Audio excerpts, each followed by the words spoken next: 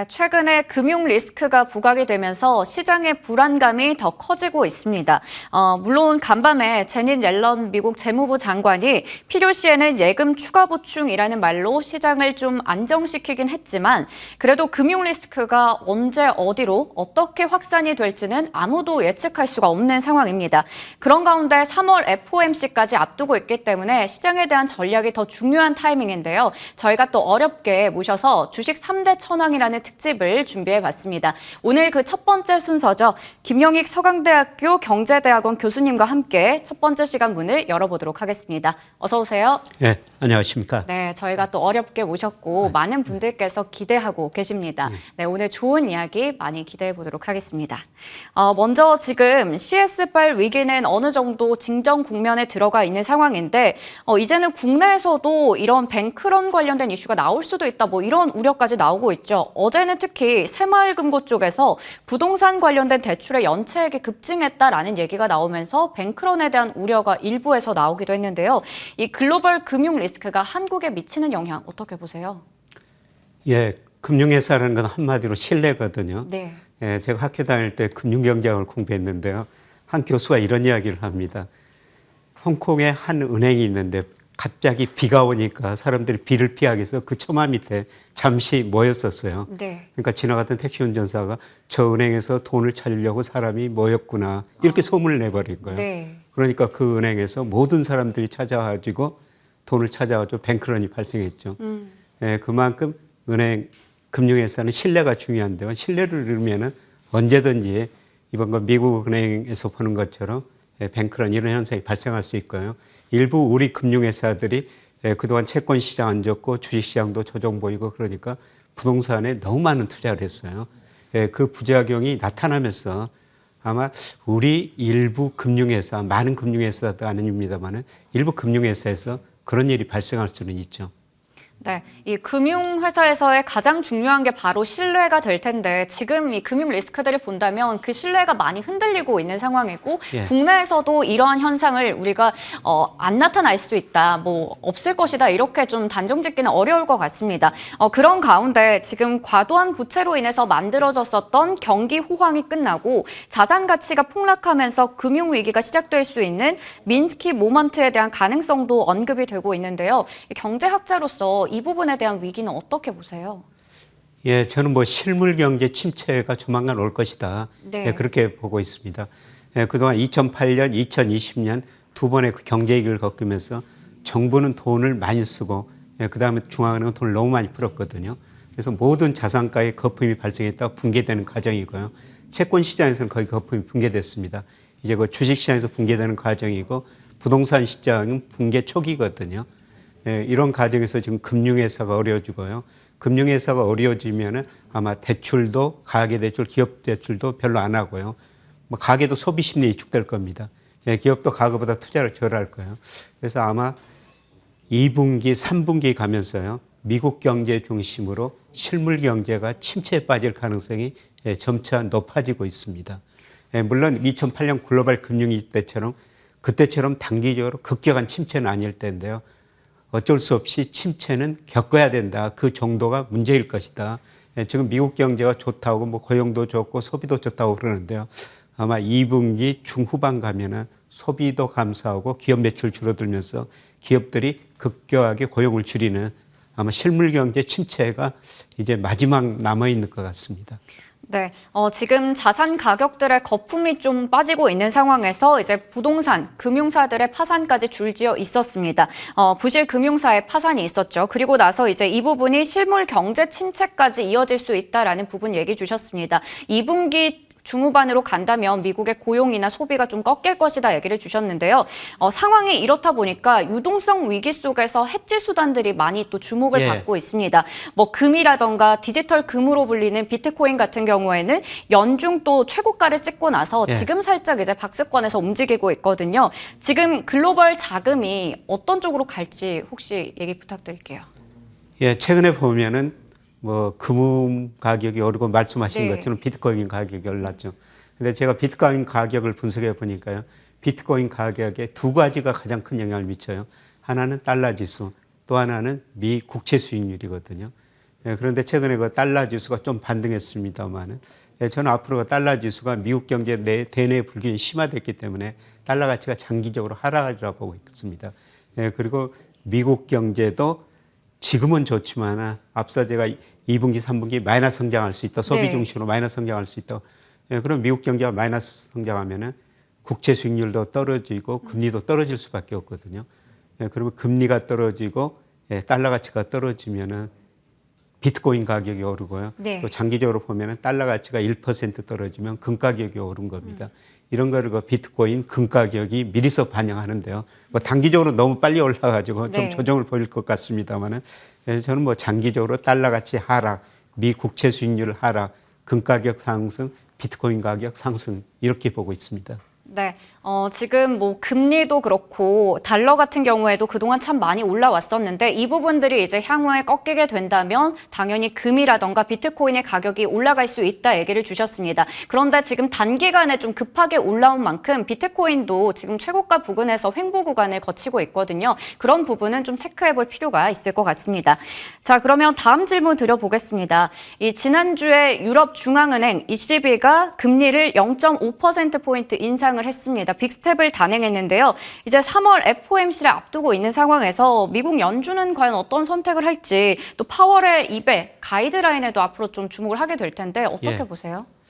그래서 파월이 내일 어떤 의견을 발표할지 참 저도 궁금한데요.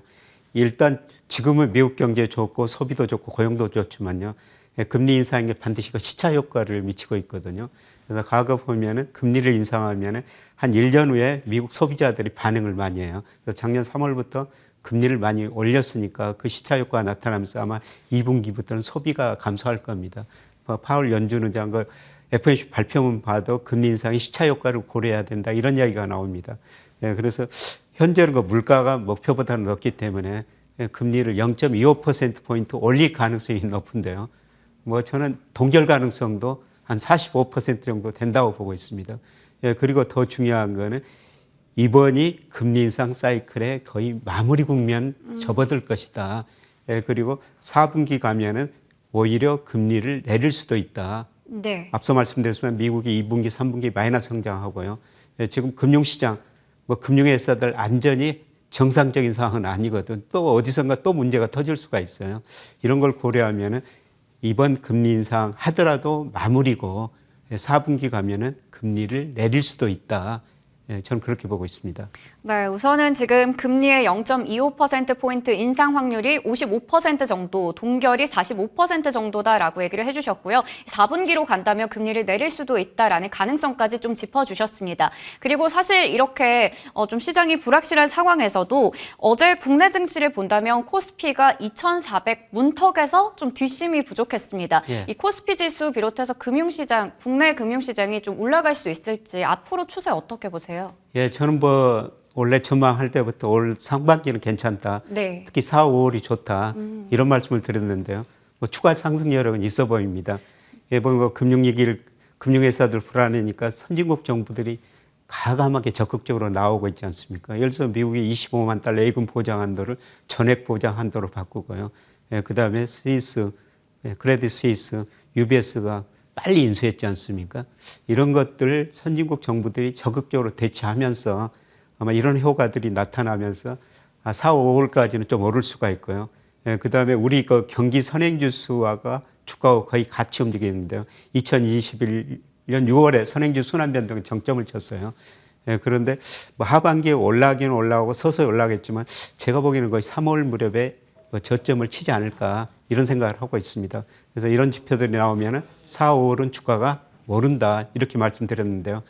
그런데 저는 하반기 특히 3분기 가서는 실물 충격이 미국에서 한번 오리라고 보고 있어요. 네. 지금 미국 경제 좋다, 소비도 좋다, 고용도 좋다 그러는데 미국 소비가 위축되면은 미국 기업들이 고용을 갑자기 줄여버릴 수가 있거든요.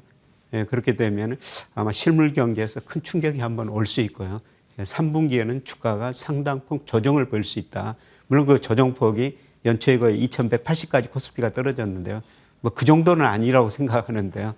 뭐 그때 한번 조정이 3분기에는 있을 것이다 이렇게 보고 있습니다. 네. 네, 그걸 또 생각하면 약간 무시무시하다 이런 생각도 들어요. 3분기에 한번 또 조정이 나올 수 있다라는 부분을 얘기해 주셨는데요. 그래도 일단 4월, 5월은 좋다라는 부분 짚어주셨습니다.